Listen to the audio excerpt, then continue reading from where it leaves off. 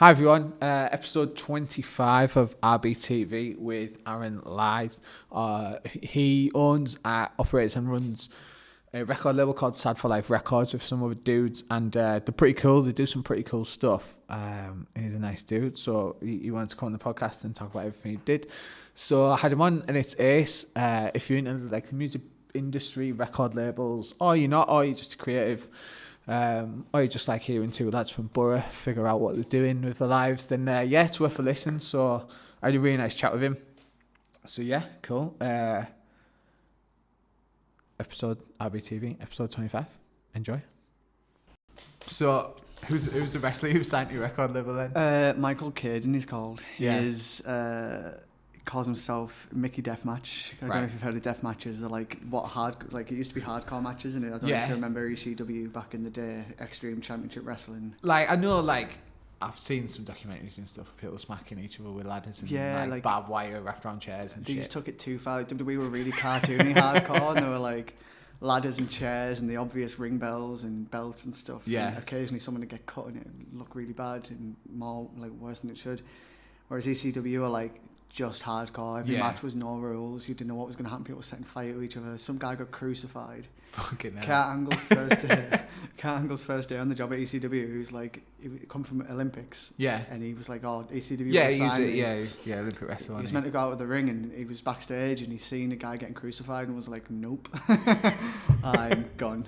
And then WWE signed him. But yeah, now they do death matches, which is like hardcore matches, but more brutal. Yeah. Just over the top. I mean, these guys at Rise just hit themselves with light tubes and like pans and stuff. So yeah, it's just absolutely brutal. So Sad for Life Records, your record label. Yeah. How did it come about? How did you start? I used to work at Head of Steam in Norton. All right. Which a little bar in Norton. If you know it. And there's a guy there called Sam who worked there, and he was a chef. And one day I was just washing up, and it was a busy shift on Saturday, so I hid in the kitchen to wash up and pretended like I was really busy in there. And we ended up just chatting about music and stuff, and I'd mentioned how I'd been in bands for years. And I mean, he's a bit younger than me. Yeah. And he'd mentioned how he wanted to be in a band, and he was a guitarist and stuff. So I said, let's just jam. Let's just get together and jam. And we did, and it was good. You know, it was just, we only did a couple of sessions in my garage, and it was like guitar and bass, and you know, we just got to grips with playing with each other, like, and then we kept talking about, and every time we had a conversation, it was about music and where can we take this, let's start a band, let's see what we can do. And then with the other chef we work with, Dale Husband, who is a local singer, songwriter. I know Dale very well. Yeah. We take full responsibility for ruining Dale's life, by the way. When he joined Raves, he was like, fault. He was a lovely, lovely young lad. Yeah. And then we, first gig with him, we took him in the van, we took him to Kendal. And he like, I don't know if he was trying to impress us or we just like unleashed Dale, but he necked a bottle of wine on the way to the gig. Yeah. And then like 10 minutes later, was thrown up out the window, like fully like. Well, that's good because that's what all heel turn songs are about. So it's come full circle now. Yeah. So I stopped doing your text talking about Dale there. We so got Dale involved in the band, and we put out a message for a drummer online, and just a couple of months before, a guy called Josh started following me on Instagram, and I followed him back, and he just posted real tight like video clips of him playing drums, and just sort of formed that. And we didn't really know what it was going to become, and then we booked a gig before we'd even practiced, and like just thought, let's just be daft with it and let's see what happens. And we just enjoyed it. And I'm not saying we're the greatest band. I'm not saying anything good has come of it yet anyway. From that sprouted the next conversation between me and Sam of going, when we come to releasing music, how do we release it? And through being in Bilingual a few years ago, we published our own music through AWOL, our publishers in London. And sort of have some contacts there, sort of like at least start a conversation with them about, you know, publishing the next thing. So, you know, we mentioned that, and we mentioned how cool would it be if we started a label, and, you know, how would we go about that, what would that entail. And then there was also a guy at Head of Steam working called Callum, who just loves music. He's a bit of an older guy, a bit older than us both. I say older, like he's 60, he's like 32 or something. He'd kill me for him to say that, but he's just got more of a sensible, mature brain on him, is what I mean. And me and Sam used to just have ideas for days, and Callum's like this real level-headed bloke. Yeah. Do you know what I mean? Who's done it all? He's started brands. He runs a printing company. Okay. Or he's been involved in a printing company. Sorry. So we have access to like printing merch and stuff. Right. And we were just like, right, this is an idea. Yeah. Let's do it. And me and Sam one day we just went like, that's it. Yeah. We're going to start a record label. We sort of forced ourselves to create a launch night. I mean, at this point there was only heel turn on the label. Yeah. But we just sort of wanted to see the dynamics of what it takes to really start. Yeah. We went to Leeds one day and we went to see people talk about how to start an independent label. Yeah. And we just really got involved and put our heads down and thought about it really more than we did anything. It feels like the time like we did loads, do you know what I mean? But I think looking back, we probably spent 4 months just talking about what we're going to do. Yeah. But, you know, the idea was never... Because anyone now can publish music. You can do it yourself as a band. Yeah. Which is it's the beauty of it, isn't it? Unbelievable, yeah. But then, how do you start a record label? Because what are you really helping a band do? Yeah. So obviously, I've been a promoter now for about 10 years, booking independent gigs and stuff, and it's really just started to pay off. Yeah. But we sort of wanted to incorporate that into the label. So let's book and promote gigs. Let's book and promote the bands much more than other labels do, independent or major. Let's promote everything they do. If they get radio play, let's talk about it on the labels. Yeah. Facebook, Instagram, put it in the press releases, and to really help bands much more than just release the music. Yeah. And we just sort of had this really good idea, and then ran with it more than anything. We wanted to do networking events, which we now do. Sad Social. At this point we've only held 2. Yeah. But I mean, that's helped a lot because we've introduced musicians to promoters, magazines, and anyone and everyone that they hadn't met before. Yeah. And that was just exciting for us because whether they're working with the label or not, we were watching the ideas of the label play out with people that we'd never met before. Yeah. If that makes sense. Yeah. We just formed relationships through Sad Social. Yeah. And then watching other relationships form was just really exciting for us. It's people that don't necessarily ever want to make money from it. Don't get me wrong, in an ideal world I do. Yeah. But we know we're not living in that world and we're quite happy with our day jobs. Yeah. It's nice to see that relationships can form and that we can at least do something better with it. Yeah. Do you know what I mean? So that's just really exciting for us. And I mean, we've only been going about a year now. Right. And I've only just realised that, we need to be more vocal about what we're doing. Yeah. There's a notion that we'll probably get back to at some point down the line. Callum's currently training to be a counsellor. Okay. Professionally, and there's a notion that he wants to put that into Sad for Life, and we do counselling sessions through Sad for Life. Yeah.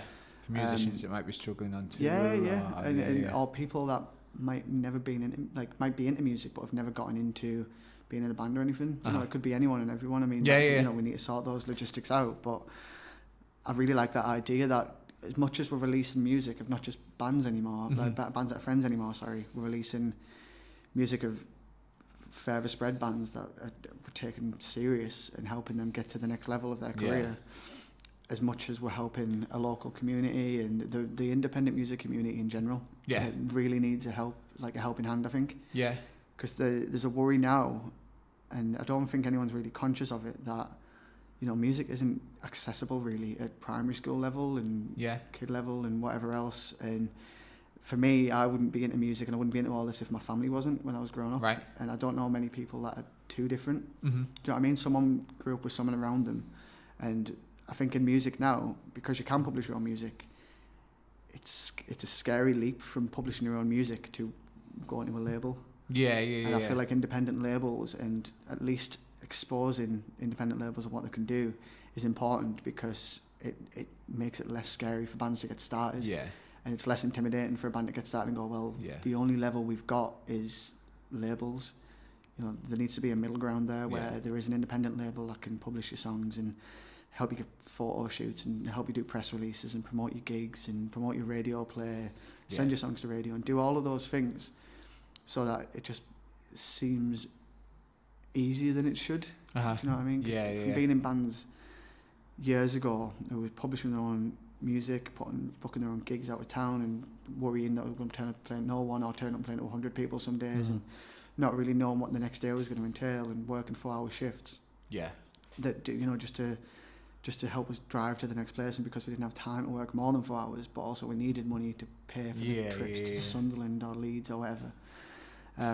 Studio time and stuff as studio well. time, yeah, it all comes into play, and it's scary. And I think as a label, regardless of what other independent labels are doing or what they want to do, what's really important for us at Sad for Life is that we help people understand that we are here to do something for you. Yeah, you know what I mean? yeah. If it's advice, or whether it's doing all of your work because you're not very good at anything but sitting in a studio and sounding good. Yeah. You know, we want to be that middle ground between starting a band and hopefully what becomes a major thing of creating a career out of music. Yeah.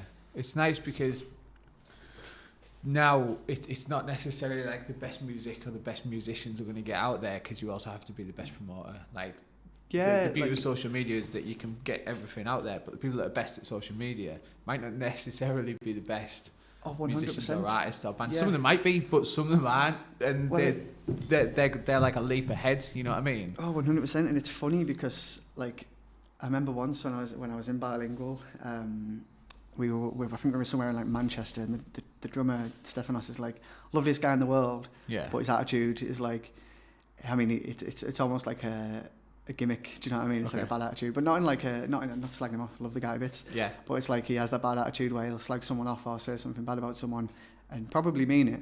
Yeah. But it's just honest, and it's cool head to have around, I guess. Yeah. But yeah, one day someone was like, "Oh, so what do you do in the band?" I can't remember what it was, whether we were getting interviewed or what. And he said that he was the drummer, George was the guitarist, Dylan was the singer rapper, and that I was good at social media. Do you know what I mean? And I was like, oh, that's true. Yeah. That is really true. I play like 4 notes and I'm just good at promoting, I guess. But I mean, luckily I've got that, because not a lot of musicians do. Yeah. Do you know what I mean? And I mean, growing up, being 12 to 15, I was like, oh, that's it. I'm going to play on stadiums, and you know, I'm going to play the best festivals in the world. I'm going to be a mint musician because I'm starting now and I've got a head start. Yeah. And then I just never got better than playing Blink-182 songs in my bedroom. Do you know what I mean? Yeah. And that's fine, I guess, because at least I could bring something to the world of music, I guess. Yeah. Like, even if we never get further than we get now, at least what I'm doing has a positive notion, like a positive message. It's got some impact. Yeah, and it's helping at least one person or one band. Yeah, do you know what I mean? I think that's the most important thing for us as a label, and the reason we do what we do is to promote as much as it is to, I don't want to say sell music, because I don't think we're in it to sell music. Yeah. If we can promote a band and put music out for a band enough to get them noticed on a level greater than us, greater than we'll ever be, then we're doing our jobs. Do you know what I mean? Yeah. And just helping spread that message. Yeah.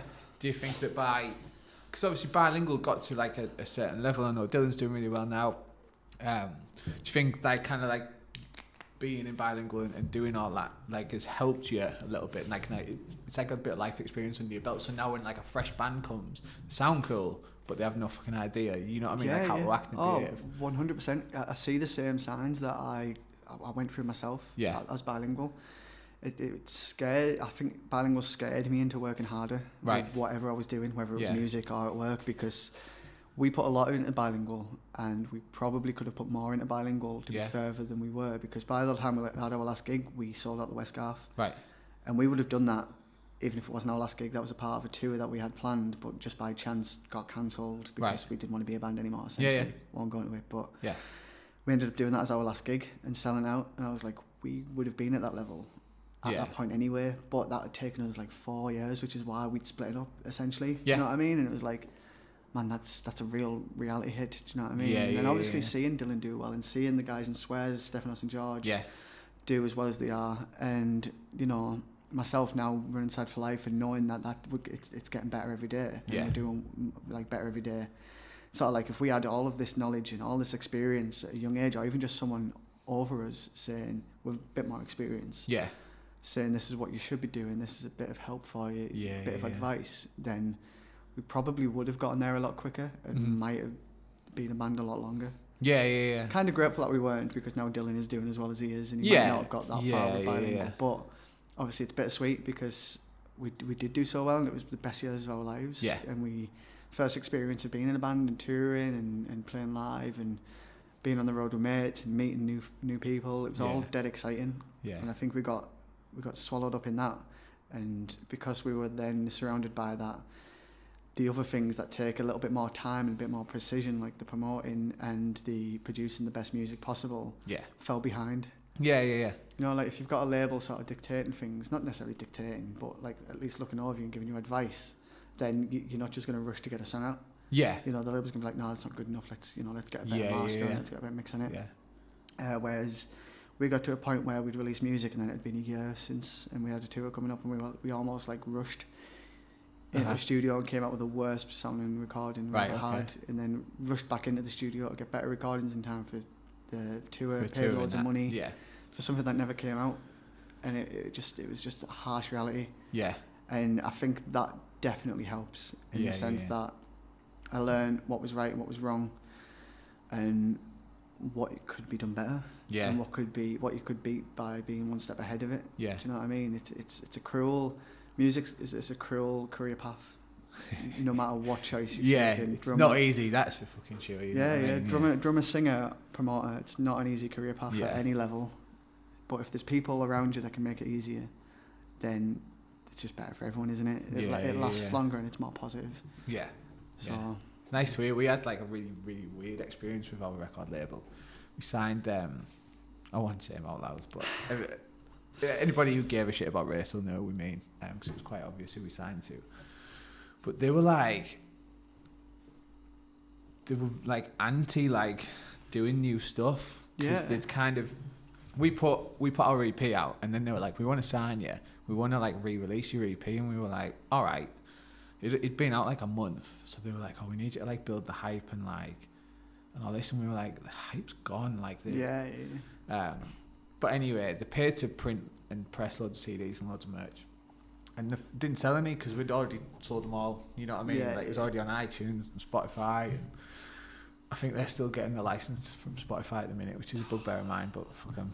I don't think anybody's listening, so it's all right. You know what I mean? Anyway, so we were like, right, we want to put some new music out, and they were so hung up on like recouping the money on the last EP that they put the brakes on it completely, and were like, no, like, don't put out, because Charlton would get like really excited and write a riff, and he'd put a teaser online, and like I did it like a little video with like some fucking horrible visuals to it or whatever, because we were a death metal band, and they'd be like taken down straight away. You know what I mean? And they were just like the opposite of progression, and we were like, fucking hell, like we can't build hyper on something. Yeah, we ended up like the contract was just like, I mean, I've got the official email somewhere, but it was like null and void basically, because they were like, let's just cut our losses with this band because they're not listening, and we were like, we don't fucking want to like pay any attention to you know what I mean? But the label themselves had been bought by like a big American conglomerate who had this fucking like A&R list of like big acts on it, but they also had like fucking porn stars and stuff on there, like weird as. It all gets lost in translation though, doesn't it? Like, how do they then go, well, we've got this death metal band that they had other death metal bands on as well. It's just like, it was just super strange, and like it's not the reason we broke up, but like. No, but it doesn't help. It plays into the mindset, doesn't it? When it's almost like people are taking the reason to carry on away from you. Yeah. Do you know what I mean? That's what I'm scared of. As a label, we give our artists 100% of anything they make for music. Yeah. You know, the deal we have in very openly public by telling people this is that we make money off merch. Right. But the money we make off merch goes back into the next merch release for the band.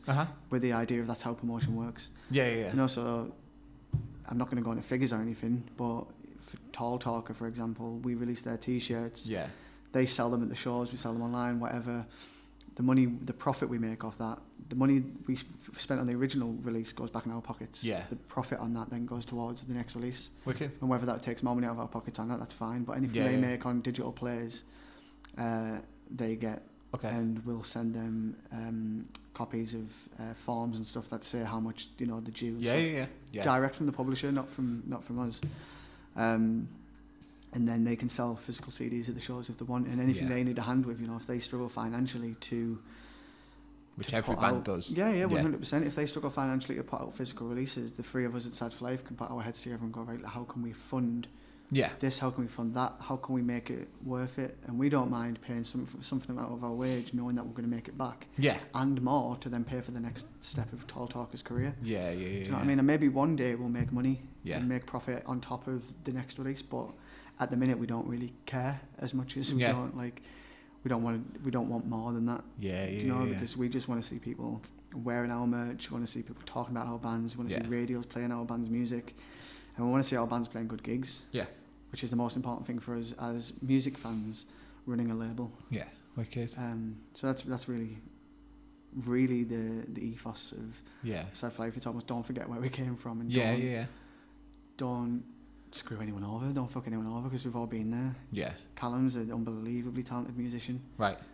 Singer, guitarist. I have no doubt he could probably play drums if he wants to. I don't know if he does. He probably does. Yeah. But and obviously he's now not that. I don't think that's anywhere in his dream. Do you know what I mean? Yeah. As much as it probably was one time. Yeah. And Sam, good musician, part of Hill Turn, but with Sad for Life, it gives us that option to live that dream through other bands as well. Yeah, you know what I mean? If Tall Talk at Morgan get picked up by a major label, we're never going to stand in the way. Yeah, of course. And we can just take the glory from going, I hope we did something to help that. Yeah. Do you know what I mean? And that for us, as music fans, is just the most exciting thing in the world. Yeah. And even kind of, I mean, obviously don't know the lads in Tall Talk or whatever, but like, they'll never forget that. And it it'll come back around like karmically, you know what I mean? Yeah. And you know, being able to say, and I know this isn't the end game or the point by any means, but like, you know, say they get picked up by Sony, like that's such a good feather in your cap for Sad for Life to grow that, you know what I mean? To say like, it just takes us to go to the next band that we fell in love with and go, our last band, look what they're doing now. Yeah. You know what I mean? And that's the, I don't want to say bittersweet because it helps, you know. It keeps the world going round, the world of music going round, you know, and it's, I mean, even now, the level of band, I mean, Tall Talking now are getting played on BBC Six, and, you know, they get good gigs when they do get gigs, and the merch looks good, the quality of tracks they're releasing is top quality,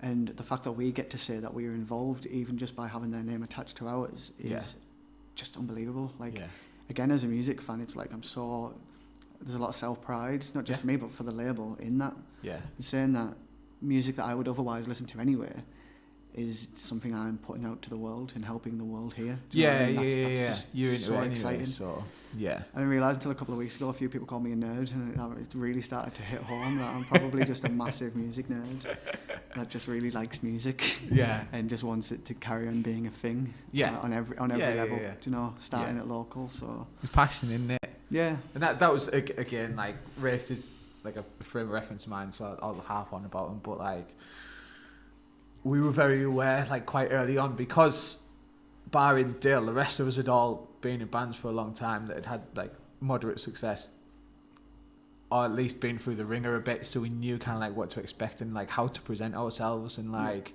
we spent a little bit extra on our recordings than perhaps other local bands did. We took a bit more time with our merch designs and like utilised the fact that Ray's an incredible artist, but he could draw, but then he couldn't like, you know, like digitally like make it up, so we'd like work on that and worked on the graphic design and the logos and stuff for the band, and that all comes with experience. Like, had we had all that experience, well, one of the reasons we kind of like fell by the wayside was age, you know. Like, had Wraiths been started like 5 or 6, 7 years earlier, we'd have cracked on, because at 16 you can, you know what I mean? Like, you can just room, isn't it, to learn? Yeah. You can literally go to uni and just go, I'm going to go to uni, like, fudge through my course and be in a band. You know, like my focus is being on a band, but I've got 3 years here to really fucking like have a go at. You can do that, but you don't have that experience, like that experience that you do have then, you know what I mean? It just leads to all that. It's like a weird catch-22, or it was for us, because we had all the experience, but we just got to the point where we were too old and fucking burnt out. You just feel too old, don't you? Like, sometimes with Hill Turn, I mean, I enjoy what I'm doing with Hill Turn. Again, we're not the greatest band in the world, but we have the right mindset in that we want to be booking our own festivals, and we want to be putting out music that we think is daft. Like, not in like a bad way. We're not going out and going, let's record really bad music, but it's almost like, sometimes I feel like, how much can we get away with here? Do you know, like, like people really like us, so that spurs us on not to get any better. As daft as that sounds, because I don't think any of us are under any impression that we're going to get any further than, you know, local people caring about us more than anyone else does, which is totally fine for us. But when we put gigs on, people walk away going, "Oh, you're my new favourite band" and stuff, and we're like, why? Like, not doing that typical band thing of going, no, we're not any good, but genuinely we are not any good. Like, you know, we could have applied ourselves as musicians. We're probably all better than we are as a band. Yeah. But nothing's made us go, we need to get better. Yeah. You know, other than like, we need better recordings is one thing we've said, but that's not us needing to get better. That's just the studio, and needs to be a bit better than a house. Do you know what I mean? So it's just a lot of fun. And I think being at the age I'm at now, it's like, I mean, I'm 26 now, like, even though I look 12 or whatever, but it's like, being 26, it's when's too old to be playing music and throw myself around on stage. Yeah. But never is the answer to that. Yeah, exactly. Like, yeah. But you do feel it. Yeah. And you, like, sometimes I'm looking at Sam, and Sam's 21, and when I was 21 in bilingual, I was like, throwing myself off amps and standing on amps and going away with whiplash and whatever else. And watching Sam do that is like, man, this guy's proper enjoying himself, and why can't I just fucking do that and accept that this might never go anywhere, but we're doing something good. So let's just do that and just enjoy it, enjoy that moment. I think that in terms of, like, you're saying, like, people like coming away from it and saying, like, fucking I'm my new favourite band in that, I think a lot of people, there's probably so much posturing in the world, especially online, that like it's refreshing for people to like watch people like put themselves out there in a situation where it's very tempting to be completely up your own ass and be super like serious and like pay close attention to how you dress and how your band presents themselves, you know what I mean, and make sure your fucking hair is perfect. And like when you see something the opposite end of that, it's probably refreshing for people, and they're like, fuck, this band is just like 100%. I mean, we carry that through with the label as well. Like, we were very self-aware that if we ever start taking ourselves too serious, and we ever start, like, you know, if we did start making money off it, and we did become bigger than a small label and an independent local label, then the last thing I want to do is stop wearing the shit clothes I'm wearing, and like stop like caring about the things I care about on the small level, like local bands and stuff, and stop going to local gigs, because that's what gives me that passion. Is seeing all the passionate people from the ground up. But what is really scary, and a lot of bands are now aware of coming into being a band, is that all eyes are on you from the start. Like, years ago, it was, no one knew who you were until you were famous. Now everyone knows every gig you've played, from the second you become a band to the second you stop being a band, no matter what level you get to. Because all you need to do is go on Facebook and scroll down, and you can see what bands used to wear to what they wear now, what they used to be called to what they're called now, what they used to sound like. And if you even if you wiped the internet of all of your material, it's going to be somewhere. Someone's if it's been on there once, it's there, isn't it? Someone's got that first demo. And it's scary because a lot of bands get scared into being a polished product before they even pick a band name. Which is fine. But I learned from being in school, starting a band with Sean Patterson, that you might know. I know Sean. I was in the band with him. He was. I've got a funny story about Sean that I'm just going to share. He was in the year above me at school. And he was a fan of my brother's band. And when I started school in year 7, he was in 2 years above me. Sorry, he was in year 9. I was in when I started year 7. And my brothers are in the year above, 2 years above him, so my brother finished when I started. And Sean Patterson was a fan of my brother's band. So it came to me one of my first days in school, and went, "You're Sean Lythe's brother, aren't you?" I was like, "Yeah." And he was like, "Oh my god, yeah, I think he's class, unbelievable guitarist. I've got the same guitar strap. you need to play in my band." And I was like, "I don't play anything." He was like, "Well, no one plays bass. You need a bass." So that was my decision of becoming a bassist. Sean Patterson's to blame for probably all of this. Wicked. Now he's knocking out dodgy tires. I'm what you're joking. He's unbelievable tire. It's crazy, isn't it? How stuff gets to start. I started playing drums because this lad who I was friends with at the time, I fell out with him at some point during secondary school. He absolutely loved Buffy the Vampire Slayer, right? And this was a while ago, and he really wanted to learn like the opening like song on drums, and then like drum lessons came about. He like hounded the music department to start like a new section of drum lessons, and they said, right, find somebody else, because all the like music lessons had to be in pairs. Something to do with funding, make it worthwhile at the time probably, so that so pay one guy to teach two people. So he was like, "Do you want to learn to play drums?" And I was like, not doing anything else. So I was like, yeah, fuck it. And then after about 6 months, he was like, fuck this, it's too hard. And I was like, oh, like my mind had just like exploded. I'd always been into music, like you said, like my dad, for me, was always listening to like Thin Lizzy and Metallica and stuff. So it was there, and I would have learned to play any instrument, I reckon, by like some point. But if this lad hadn't like really been obsessed with Buffy the Vampire Slayer and lived around the corner from me, like I might not be sitting here now. Did he ever learn the theme? No, and he tried as well, because our drum teacher was like, it's a bit of a tune, like we'll figure it out, and he could play it, but it's, I don't know if you're aware of it, but it's like, it's rapid, it's like a really fast punk song, and like the snare at the start alone, when we first started, was like we'll never be able to play that. So yeah, I think he's a dentist or something now. It's just like mint. Yeah. I wonder if Buffy the Vampire Slayer is like, he's literally like slaying vampires' teeth. Yeah. Probably not literally, but if there's a vampire around, he knows about it. Yeah. But then you got like, so like if that hadn't happened, then like how the fuck would I have ended up here? Yeah, it's mad, isn't it? And I often forget that level of stuff. And I used to get snuck into gigs when I was like 10. Yeah. Because my brothers are in a punk band, and they used to play for the company. What were they called? Verbally Withdrawn. I played some gigs with Verbally Withdrawn a long time ago. Yeah. Well, I mean, they played the Crypt, the Town Hall, and those were my favourite gigs. But I shouldn't be saying that, because there were 18+ gigs a lot of the time. And like, my dad used to put me under his shirt and like walk with like his legs further apart and wait until there was a queue at the door to walk in like this. Yeah. And then like rush me in, and then he'd shove me to the front, and then go in the mosh pits. Right. And that was my memories of being a kid. In music. And I was like, I should be shit scared of going to gigs and being in bands because of that, but like because it was like my face against barriers and stuff, like that big, and everyone else in the room was twice my size. Yeah. But it was just like, I don't know, just watching it at a DIY level that never went past being DIY. It's the only thing that's ever stayed exciting to me. Okay. Do you know what I mean? Like, that is mad, like, exciting. My cousin was in a band called Dustin's Bar Mitzvah. They were based in London. Heard of them as well, yeah. And they played Teesside a couple of times, and we went to Middlesbrough Music Lives, it was then. They played Jumping Jacks. Yeah. And the night before, they stayed at my house, and we went in the van the next day that had no tacks on it. They had a door missing in the back.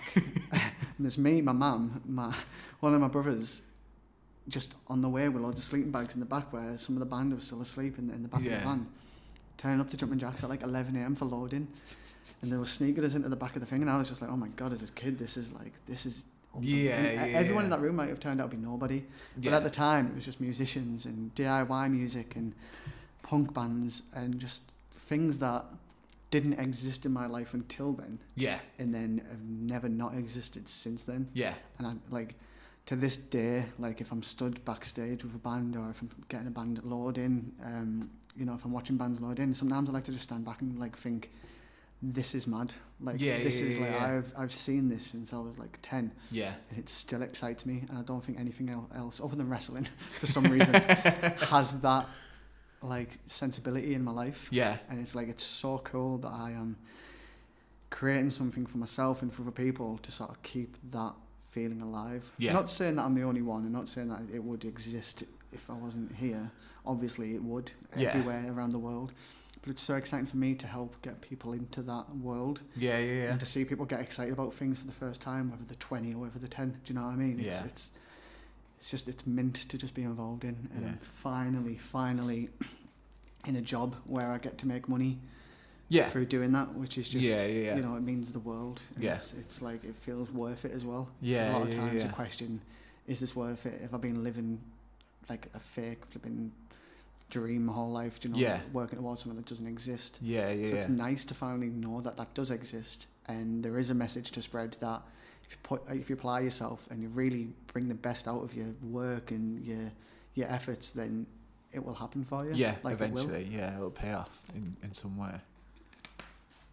And that's just what we're trying to spread, I guess. And it's I mentioned before we started filming that we've just been, we've been in contact with the Northern School. Well, the Northern School of Art have been in contact with us. Which is the most bizarre side of that. Because somehow Sad for Life is now in the education system. Like, even if it's just for one module and it never gets used again. So, like, it's just unbelievable. The illustration students at Northern School of Art are doing a module based around Sad for Life right now. And that just doesn't make sense in my brain because this started at Head of Steam in Norton as a daft idea. Ran through my bedroom for the best part of a year. Yeah. And never in a million years was the intention to end up in an art school. Yeah. Now, but that's helping us spread that message. You know, we get to, when we finally get to meet the students, we get to say to them, you know, we get to tell them that positive message that, you know, whether you're an artist, whether you're a musician, whether you've just started, whether you've been doing it for 10 years, no matter what your passion is, you're doing it because you're passionate. And if you stick to it, if you really apply yourself and you really create something for yourself, then something will come of it. And there's more to it than just doing it at a college level. You know, the next step, I mean, we had the idea of doing like a collab event with the college where the module ends with this collab event where we book the bands, we do all that like behind the scenes scary work. And we get those guys to create the promotional material, so the graphics, the flyers, the posters, the logos, whatever, and their material gets used to promote it as much as it gets displayed in the evening. Yeah.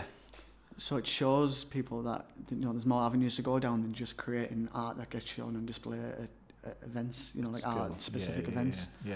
So it's just exciting to be able to actually go to people who are still in the process and mindset of learning. Yeah. And sort of catch them early and say, this is our message. This is how we want you to be involved, and this is how you can just be involved more yourself. Do you know what I mean? And because like, thinking about it, like at about 16, 17, I joined a band, and the lads that were like a few years older than me, so like I ended up playing like some bigger gigs and stuff, and like one of the lads was a graphic designer, so he did the flyers and stuff. So I've got like a lot of experience into that like DIY world like quite young.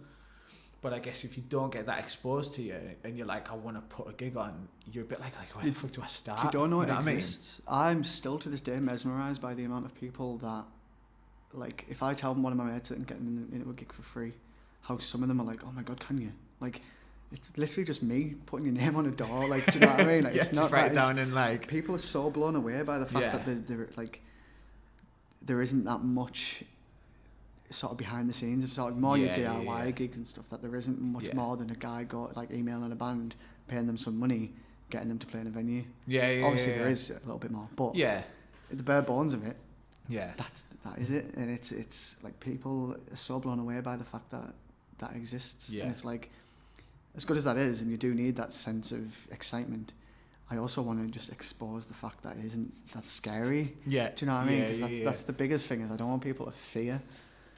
Be put off by trying. It's a scary world, man, and it's like, where do I start being in a band? And there's the other thing of, not all musicians start when they're 15, 16. I know people that are picking up instruments now in the mid-20s for the first time, and it's like, oh, I just want to learn to play in my bedroom, but you're only saying that because you're 25. Yeah. You would love to be in a band. Do you know, that's what you want to say. In the back of their head, they're probably thinking, it's weird, isn't it? Because when you get older and you start learning like new skills and stuff, you think, you wonder how can I apply that to my life? You know, this is what I actually know is working in a call centre or whatever that job may be. Do you know what I mean? How can I actually go out and do something new and different? And you probably look at a 17-year-old kid who has been playing for 5 or 6 years, who's miles better than you, which is fine. You know what I mean? But it, like, skill levels all over. It freezes you a little bit, and you're like, oh fuck, like, how do I even start? And it's you feel so far behind. You know what I mean? In actual fact, 25, like, well, we're all gonna live till we're fucking 150 or something now, aren't we? Like, it doesn't matter. Let's just make it as accessible as possible. I'm not saying that Sad Life's ever going to turn into a school, but if we can be involved with somewhere like the Northern School of Art, and it might not necessarily be musicians, but artists, it's a form of art. Something we're just as passionate about making, you know, like sending out to the world and showing different people's different skills to the world, to the creative world, and further, and really creating a fan base for certain people and certain things. Then, you know, it's exciting for us that we get to do that at a college level, and have that even if it's one day and we never get invited back, to speak to college students and say, this is what you can do, this is what we do, and this is who we are, and this is all that we are. You know, we are three lads that are winging it. And coming off really well for it. Like the stuff we're getting from it is just, whether it turns out being a career or a life experience.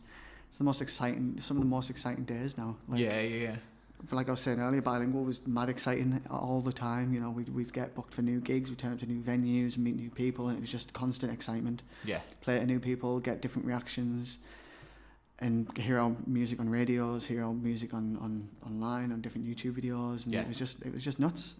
And now to live that in a different sense and watch, you know, take the glory from seeing people that you're promoting. Mm-hmm. It's just mint. Like, it's just class that can still exist. Yeah. And I want to sort of expose that world to more people. Yeah, you know, that's the point of our networking events, and the point of being able to go to college, and the point of having a voice. You know, I think Sad for Life, if anything, it's created a voice for us that's more than just us. Yeah. Do you know what I mean? As people, and Aaron Lythe, Sam Donaldson, and Callum Armstrong preaching to someone about music and how good independent music is, doesn't mean as much as Sad for Life Records doing that. Do you know what I mean? There's a sense of confidence behind it, and there's a sense of achievement behind what Sad for Life Records have managed to do. Yeah. And we want to use that for the better of music in general, I think, as much as for the label and for the people involved in it. Yeah. So that's just exciting. What's the plan moving forward? What you got coming up? Really, like, we've got so much planned, like, that we really don't know what's going to happen, because just last week I did another podcast at York Uni. All right. And in the midst of that, I got an email asking if we wanted to go to Unconvention, which is like the biggest music convention for independent music bodies, I guess, in the country. Okay. It's lottery funded. It's got, like, it's just mad.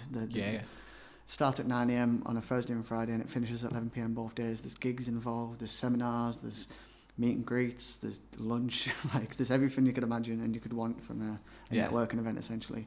And we've been invited to that as guests. And there's people like Louder Than War. Yeah. You know, there's bands like Kamikaze Girls who we're massive fans of, and it's just mint that we get to be around that. Yeah. And we get to spend a day there doing that. Yeah. So, like, that's just an example of, we could be doing one thing and we're getting invited to another thing, or we're getting different messages about new ideas. So I think, disregarding the fact that anything could happen any day, and I might be speaking too soon before this is released, but at this point we have Healapalooza coming up, which is a music festival, the first festival we're booking. Yeah. We've branded it through Heel Turn just because we have that daft sense with an audience that almost like we can do what we want attitude, you know, like Sad for Life's much more strict version of that. Yeah. Heel Turn's much more, we'll say what the fuck we want. We'll upset whoever we want. Get away with a bit more, There's that attitude of Heel Turn. So we're bringing that to the festival by calling it Healapalooza and branding it through Heel Turn. And we're not in no means headlining that festival at all. I doubt we'll even open. But that's really exciting. We've just had the headliners confirmed, and I can finally say that. We've got a band called Sick Joy from Newcastle. I think they're going to be the next big thing anyway, and that's why we've sort of brought them in. Wicked. Living in Brighton now, on tour with D-Mob Happy, but they're going to be headlining that day. Wicked.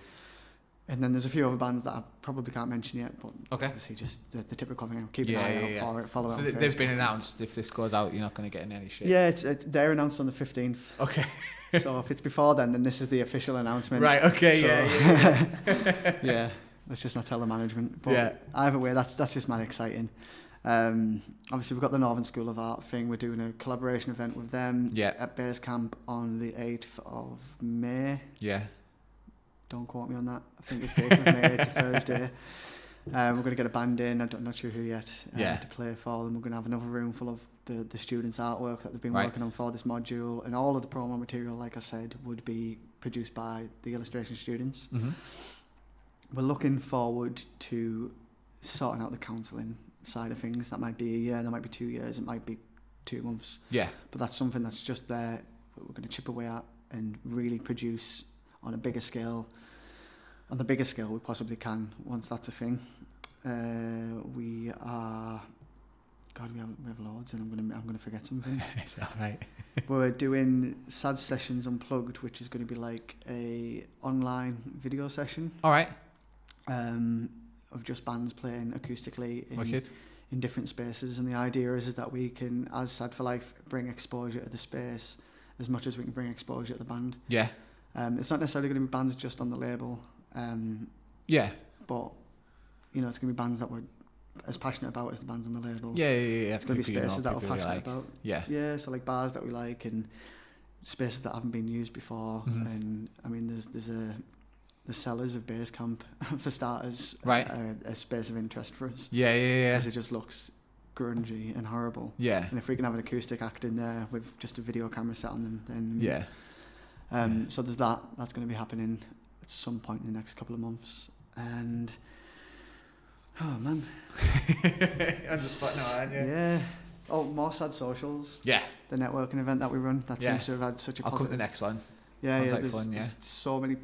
There's been so many relationships formed from them, and it's gotten us further than any of the bands that we've signed. No offense to the bands, that sounds awful. Yeah. But that's like people's attentions have been turned to us because we're doing something that people have always wanted to do, and people have always done. We didn't invent networking events. Yeah. But we're doing it through the label's name, and we're removing that curtain of who is producing the magazines, who the local photographers and videographers are. Mm-hmm.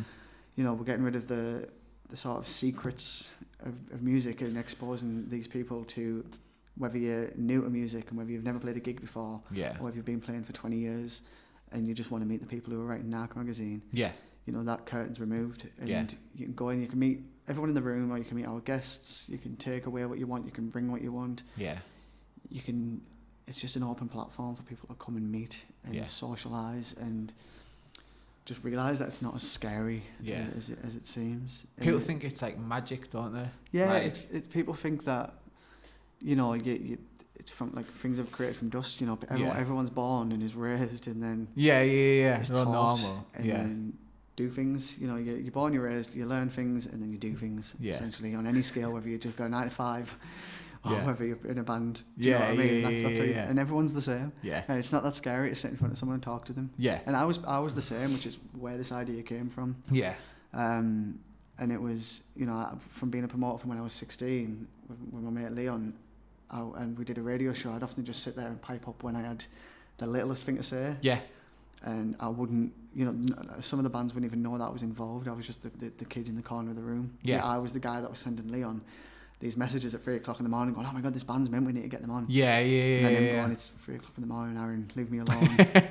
If you really want them on that much, I'll get them on for you. But, you know, I was very scared, and up until I was maybe 23, 24, coming to the end of bilingual, I sort of got rid of that fear. Yeah. And realised that it wasn't as scary as it seems. And I really want to help people realise that. Yeah, and they can just do it, and they can get themselves out there. Whether you're there to make friends or whether you're there to make connections, you know, it's an exciting, creative environment is the best one to be in, because everyone's got something cool to say. And everyone's doing something different and interesting. Yeah, so, and they all help each other. Like, take your topic, but like Jess's collab thing that she put on. 100%. Like the whole idea behind that was to get like problem solve creativity. So like someone like a videographer having an issue with just like something how it looks and feels, someone like who's like a singer songwriter can look at it and go, oh, like, why don't you try this, and vice versa, you know what I mean? 100%. And just like people generally that are creative can help each other regardless of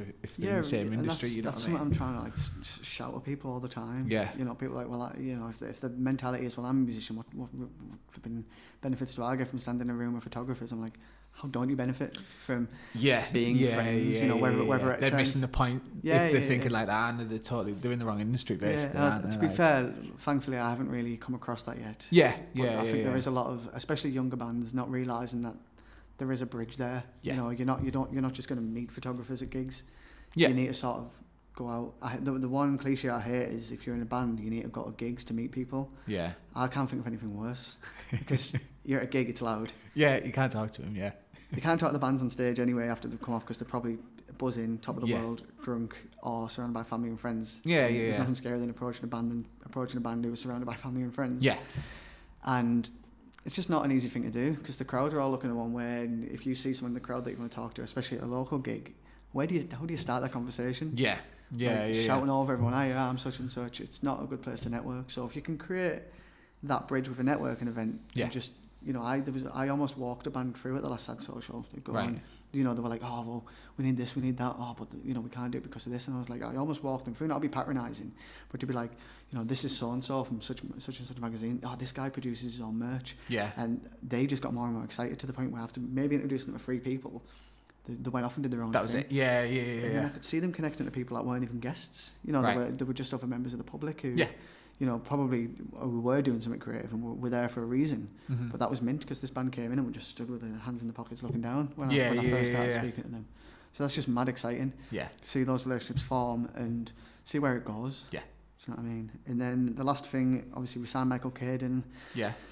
Wrestler for Rise. He is now the hardcore champion, which is mint. His new, I don't know, his gimmick, a frowned upon word, I guess. His new gimmick is that he is the sad boy Michael Caden, right? Which suits his thing anyway. Yeah. It's not like forced upon him. Yeah. But it just so happened to work. Yeah. He wears Sad for Life like patches on his gear. Sad Boys Club's written on the side of his thing. He's got his own Sad for Life Records merch that was sold out of in like one wrestling event. Amazing, yeah. And he's been entered into the Games of Death, which is a series of death matches in the thing of a tournament, right? Which is mad exciting. They've got Iceman, who is a Teesside wrestling legend. If you ever went to a family wrestling show, right, or a hardcore wrestling show in Teesside between the years of like 95 and 2010, yeah, you've seen Iceman. Okay, he's folklore in Teesside, and he toured Europe, and he's one of the most brutal wrestlers you could imagine. But he also did family shows. Right. Okay. And he's probably I've never met the guy. Probably one of the nicest guys you could meet, I imagine, because he's from Teesside. Yeah. Obviously, and. They've got the champion, Big Joe involved, Caden's involved, obviously, or Doherty, the guy who runs Rise. It's just a mint tournament to be in. There's a guy from America who is one of the, if not the highest sought deathmatch wrestler in the world. So that's just insane. And Caden's involved in that. Right. We're going to get some merch in time for that. It's going to look really cool. It says Mickey Deathmatch on the back and it looks mint. Wicked. So that's happening. And then, fuck knows where we'll go with Caden, but it just seems to be. We didn't expect him to be hardcore champion overnight. So Yeah. Amazing. Yeah, it's mint. It's an exciting time. So yeah, nice one. Thank you. Cool. We'll wrap it up there. Yeah. Cheers. Cool. Thank you for having me. Thanks. Aaron Lythe, Sad for Life Records. Where can people find Sad for Life just before we end it? Instagram, Twitter. What do you use? It's easy enough to find us because no one else is called Sad for Life Records. Okay. Yeah. So there's Facebook, there's Instagram, and there is now Twitter. Yeah. I set Twitter up as Sad for Life Records and as Heel Turn, and then I used them for like a day and then stopped using them because I don't know how to use Twitter consistently. Yeah. But we now have a guy who I should probably shout out, Liam Bakewell, who is now running our social media, doing our playlists, just in charge of being young in a label full of mid-20s and 30-year-olds. So he's running Twitter as well, so by the time this goes out, we'll be a lot more active on there. But on all those things, if you just search Sad for Life Records or Sad for Life Rex, you will find us. Yeah, perfect. Nice one. Thanks for coming on. Cheers, dude. Appreciate it. So that was episode 25 of RBTV. Hope you enjoyed listening. Check out all this cool stuff Aaron's doing. Check out Sad for Life Records. They're pretty good. Get yourself a t-shirt or whatever off the website. Good people doing good things. That's what this podcast's all about. Brought to you by 10 Feet Tall. Thank you very much, 10 Feet Tall, for letting me use Basecamp as always for my for our podcast. And yeah, check out Sad for Life Records. Check out Counterculture Creative Media. I've set up a Facebook page. It's got like barely any likes at the minute. I haven't really put much work into it. Called Counterculture, and it's where I'm going to post all the video stuff I do, and kind of like anything I find exciting or interesting. I'm taking like a step away from using my personal Facebook profile just because fucking the internet's brutal at the minute. It's just full of racists and it's just like Teesside's getting me down. So I've set up a page to kind of put my work out there and to communicate with people through that, because I like making stuff, and some people like watching some of the stuff I make, so I still like to put it out there, but I just can't face the internet at the minute. I'm not going to go into too much detail about it, but yeah, I think okay, right, that's what I'm going to say. I'd like to get some people on the podcast that have been putting out some unsavoury stuff on the internet. Namely, number one, Mr. Preston. I've met Andy Preston a few times. He's alright. I've done some work for him through my 9-to-5 job. We've always got on, but that thing he posted about immigrants ruining the area, basically. Yeah, I'd like to have a talk to him about it in a fully open, safe manner. I'd love to have him on the podcast to have a discussion about it. I know he's done Mike's podcast. I'll drop him an email, I think, and see if he wants to come on, and we'll talk out some ideas, figure out where he's coming from, because maybe his intentions were pure, maybe they weren't. I don't know. I know nothing about politics. So yeah, but I'd like to have him on and have a chat in a less restricted manner. We could talk about what we want in an open, safe way. So, Mr. Preston, if you'd like to come on the podcast, you're more than welcome. This is an invite. Also, whoever's responsible for whatever the Gazette's posting out, I feel like we should probably have a chat as well. Some of your agendas and some of the stuff you've been saying don't quite sit right with me, but maybe I'm taking it the wrong way. I don't know. Come on, let's have a chat. Let's figure it out. It'd be lovely. Whoever's written the articles, you know which ones I mean, or whoever's in charge of like the PR or posting them all out. Come on, let's have a chat.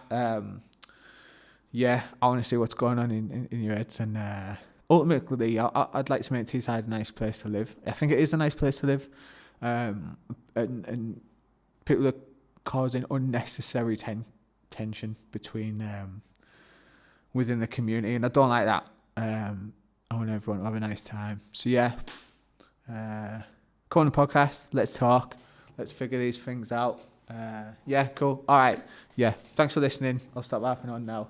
Have a lovely day, evening, weekend, whatever the fuck it is. Check out Aaron, Sad for Life Records. He's a good dude. Listen to Heel Turn. Bye.